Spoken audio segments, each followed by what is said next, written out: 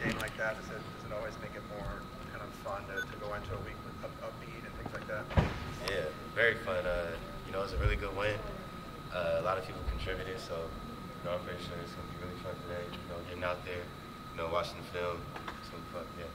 Kris was saying maybe that kind of game, the Stanford game, are a template for kind of maximizing the talent on this team, everybody contributing, everybody having kind of a team, I guess, mindset. Yeah, like the Stanford game, the Cal game, even the end of the Oregon game, the last game, you know, I think we're a lot better when, you know, a lot of people are contributing and doing their thing.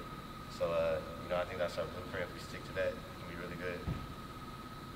I know you guys don't run too much pick and roll, but what's just the chemistry like between you and the big men? Because sometimes it feels like they roll to the rim too quickly. Sometimes it feels like, you know, they're not really set before you like try to take the screen. Like, what's the chemistry there like? It's a learning experience. Sometimes the big, sometimes it's my fault. Sometimes I go off too quickly or I turn it down, or you know. But we're gonna get it down. I think we're effective when we run it the right way. So this is something we can keep working on. Is that something you guys spend time on in practice, just that individually, or does it just happen within scrimmage and stuff like that you practice? Screen and rolls? Yeah. We have a couple set plays where we focus a lot on, you know, passing and moving, but like in the last game, we were trying to take control of the ball and hold it a little bit longer, so that came up a little bit more than we normally do. But, you know, yeah, we practice some. You guys get Alex back, and it seems like all the guys who are going to be able to be healthy this season are back now. What does Alex add when he's fully healthy here? You know, Alex can shoot, and he's older. We're really young, so to have someone older like that just knows what he's doing, and just has a good knowledge of the game. It's very helpful for us. It talks to us a lot defensively and offensively. Gets the ball moving, so he really helps us. And I'm glad he hit that three last night. A pretty compelling case for more playing time. How you talked about that with the coaching staff, and where does that kind of stand going forward? It's completely up to the coaching staff. I have 100% trust in them in my playing time. But when I go out there, I just give my 100% effort to win the game, contribute to the game. It seems like you do a really good job of playing within yourself and kind of feel for the game and time and place and knowing those types of things. Where did you kind of pick that feel for the game up, do you think? Probably in high school, you know, I was really feeling for the game. And then I started watching a lot of college basketball senior year, especially after the season, to get to know the game. Picking my spots. Tyus Edney constantly in film helping me where to shoot, where to dribble, how to run point guard and shooting guard, kind of at the same time.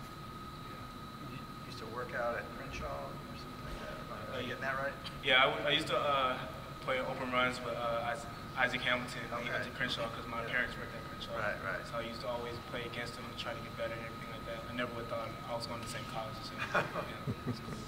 When you were watching that college film, was it just you on your own before you got here and you were trying to pick stuff up? Like, what did you learn from watching that you brought here? I was watching with my dad. Sometimes we would have notes. Sometimes we would just watch it just for fun. But it was mostly watching my positions, watching different types of guards, their movements, how to guard them, ways to score, how to defend. You know, it was really watching both ends on the court. But it was mostly with my dad. Did you mostly watch UCLA, or did you just watch whatever game was on? I watched whatever game was on. I started focusing on Pac-12 junior year, senior year. Then I started focusing on UCLA once I knew I was going there. And I just saw where to score and what plays they run and compared it to high school and everything like that. You guys obviously have a lot of freshmen and sophomores on this team. Have you guys spent maybe more time on fundamentals in practice than you thought you would, or what were your expectations and have they handled that compared to what you thought it was going to be on fundamentals? I thought it was going to be, you know, fundamentals, but it was more fundamentals for college basketball. You get what I mean? Like, you know, we always work on passes, dribbles, stuff like that, but it's how to apply it to real game situations. Those type of 2-on-1, 3-on-2, like real game situations. That's how we apply the fundamentals. But it's definitely it lived up to my expectations. When you talk about your feel to the game, how much of that is off ball, sort of like knowing when and where to cut and maybe setting up your defender for like an off ball screen, that type of thing? When Jaylen Hands is in the game, you know, it's really off ball. It doesn't really matter to me where I'm on the ball or off the ball. But, you know, I just have to know my role and know the situation. And that's why I really make reads and make better decisions for the team. What do you think are some of the biggest kind of pieces of advice, most useful pieces of advice that Tyus has told you? He told me always move without the ball, and work with your team. Talk to the team. Make sure everything's okay, because you can't win by yourself. You got to have all 11, 12 guys, whoever's playing, engaged in the game, whether they're playing or on the bench, cheering you on. You just make sure you have the glue for the game. How helpful is it having an assistant coach who's played the game not only in college but here at this very college? It's amazing, It's amazing to see what kind of passion he still has for UCLA, what type of UCLA pride he still has. It makes you want to go out there, give it 110% because you have that guy on your staff, watching you. It makes you want to prove yourself every day in practice and in games. You've seen the 4.8-second play? Oh, yeah, I saw that. We saw that. We laughed about that.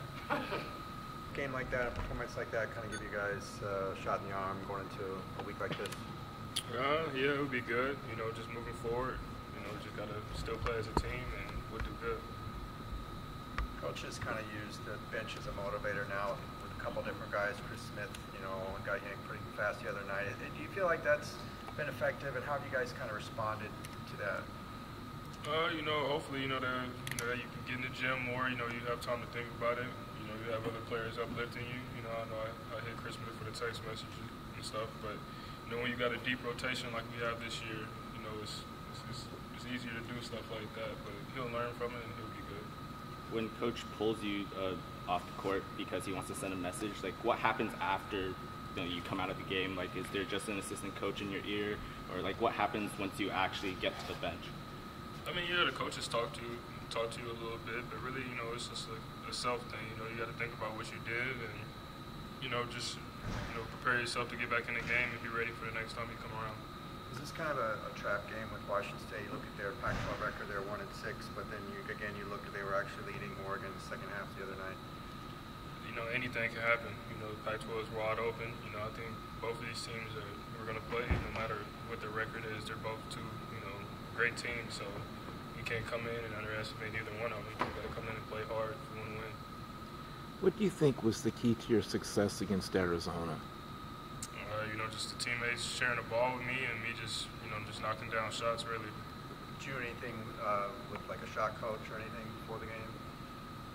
Nah, I was just, I talked to Tyus a little bit, watching film, and a lot of my things when I was turning the ball over or taking bad shots, it was just too many dribbles. So I try to eliminate some of the dribbles and just have a better feel for the game and just play. And my Jaylen Hands, the point guards gave me, they were able to give me the ball, and I was just able to hit for him. What'd you tell Chris Smith? You said you sent him a text message. I just told him to keep his head up. You came in, you had a couple turnovers, but we won by 20 points. It'll be all right, and we're going to need you at the end of the season, so you got to keep playing hard. Has Coach Bartow talked to you guys about setting quality screens, especially the shot clock's running down and you want to set a high ball screen, but it seems like sometimes the screener misses the man. Has he or any of the other coaches sort of talked about that? For sure, with the bigs, he's definitely emphasized that because we haven't screened a lot, especially with Moses and stuff, as I said, real good screens, but they're working on it with him. He'll get better. He'll be good. You guys obviously have a lot of talent on this team. What's going to be the key to kind of maximize? I know this is kind of a broad question, but maximizing the talent this team has the rest of the season. I think we just got to have team nights like we did the other night. We got multiple guys in double figures, and everybody's contributing. And I think you've seen that earlier against the Stanford game and stuff. We have games like that, and everybody's playing together as a team. It makes everybody look good, and it's just fun to watch. So the more nights we can have like that, the better we'll be.